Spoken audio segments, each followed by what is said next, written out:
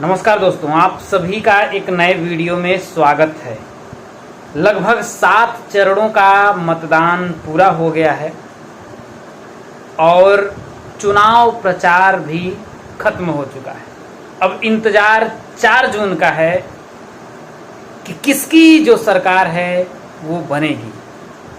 क्या भाजपा फिर से तीसरी बार बहुमत के साथ सरकार बना रही है या इंडिया गठबंधन जो है आ रही है। क्या 4 जून को नतीजे आ सकते हैं, क्या ओपिनियन पोल है, पूरी जो जानकारी है आज की वीडियो में आप लोगों को देने वाले हैं।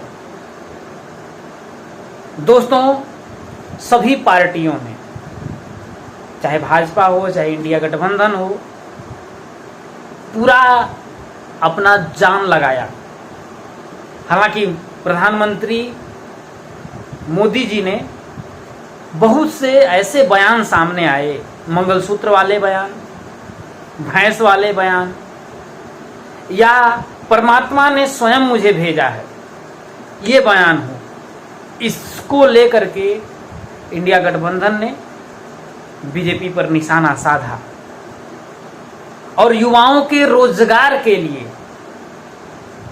महिलाओं के खाते में 1 लाख हर साल का जो वादा था, कितना काम आया अब तो वो 4 जून को ही पता चलेगा।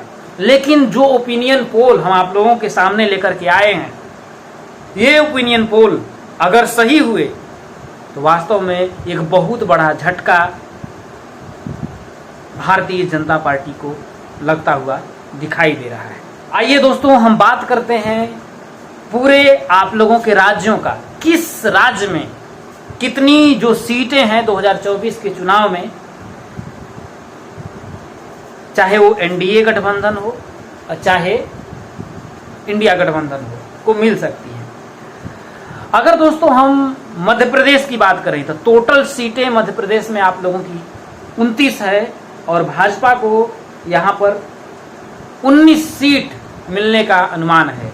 वहीं इंडिया गठबंधन की बात करें तो 10 सीटें मिल सकती है और अन्य के खाते में एक भी सीट नहीं मिलती हुई दिखाई दे रही है। राजस्थान की बात करें, यहाँ पर टोटल 25 सीटें हैं और 13 सीटें भाजपा को मिलती हुई दिख रही हैं। वहीं इंडिया गठबंधन की बात करें तो इस ओपिनियन पोल के मुताबिक 12 सीटें जीतने का अनुमान है और अन्य के खाते में एक भी सीटें मिलती हुई दिखाई नहीं दे रही हैं।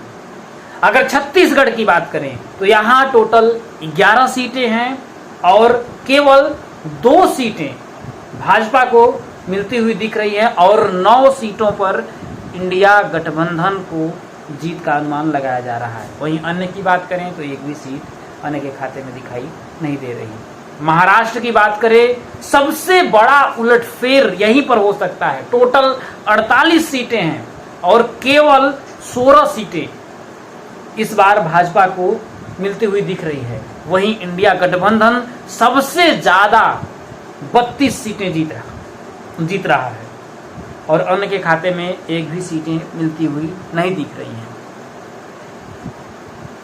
तेलंगाना की बात करें तो 17 सीटें यहाँ पर हैं और केवल 1 सीटें भाजपा को यहाँ मिलती हुई दिख रही हैं और 14 सीटों पर इंडिया गठबंधन जीत रहा है और 2 सीटें अन्य के खाते में जाती हुई दिख रही हैं।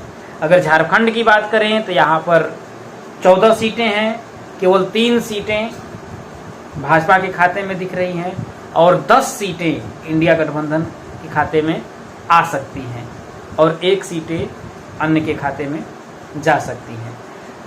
वहीं असम की बात करें तो यहाँ पर 14 सीटें हैं, 8 सीटें भाजपा को मिलती हुई दिख रही हैं और 5 सीटें इंडिया गठबंधन को जीतने का अनुमान है। वहीं 1 सीट पर अन्य पार्टियां दावा कर सकती हैं, यानी कि अन्य के खाते में जाती हुई दिख रही हैं।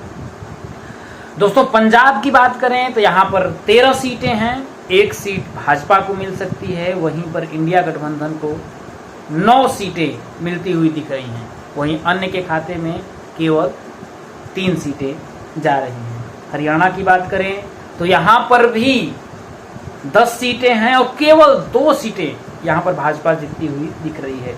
वहीं इंडिया गठबंधन की बात करें तो 7 सीटें इंडिया गठबंधन जीत रहा है। वहीं अन्य की बात करें तो 1 सीटें। उत्तराखंड की बात करें तो 5 सीटें यहाँ पर हैं, 3 सीटें भाजपा जीत रहा है। वहीं इंडिया गठबंधन की बात करें तो 2 सीटें जीतने का अनुमान है। अन्य के खाते में 1 भी सीटें नहीं दिख रही हैं। बिहार की बात करें तो 40 सीटें हैं, केवल 10 सीटें यहाँ पर भाजपा जीत सकती है और इंडिया गठबंधन के खाते में 30 सीटें जाने का अनुमान है और अन्य के खाते में यहाँ पर 1 भी सीटें नहीं दिख रही हैं।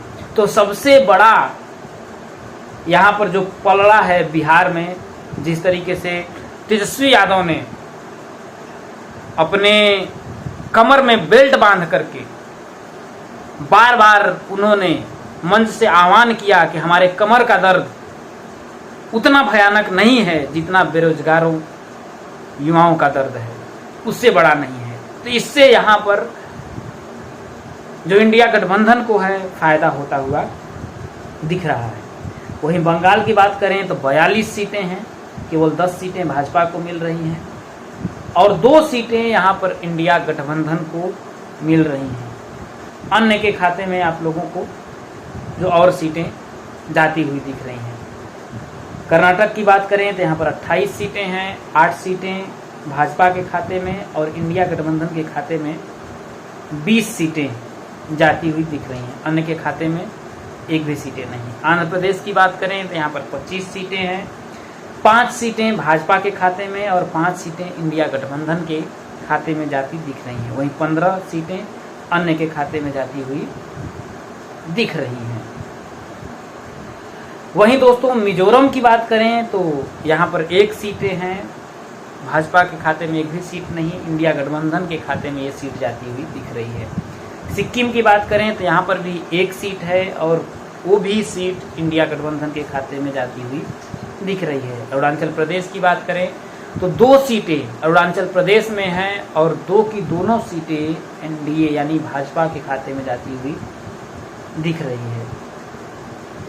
केरल की बात करें तो यहाँ पर 20 सीटें हैं और यहाँ पर भाजपा को 1 भी सीट नहीं मिल रही है और इंडिया गठबंधन के खाते में 20 की 20 सीटें जाती हुई दिख रही हैं। तमिलनाडु की बात करें तो यहाँ पर 39 सीटें हैं, 2 सीट भाजपा जीत सकती है। वहीं 37 सीटों पर इंडिया गठबंधन बाजी मारता हुआ दिख रहा है।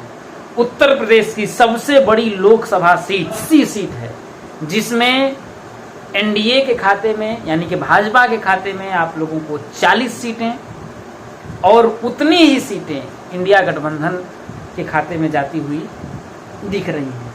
गुजरात की बात करें तो यहाँ पर आप लोगों की 26 सीटें हैं, 20 सीटें भाजपा के खाते में और 6 सीटें इंडिया गठबंधन के खाते में जाती हुई दिख रही हैं।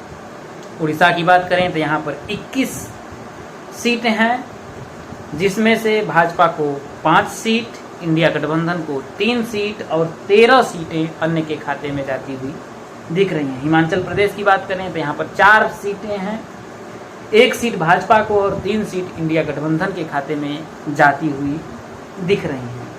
गोवा की बात करें तो यहाँ पर 2 सीटें हैं, 1 सीट भाजपा के खाते में और 1 सीट इंडिया गठबंधन के खाते में जाती हुई दिख रही है।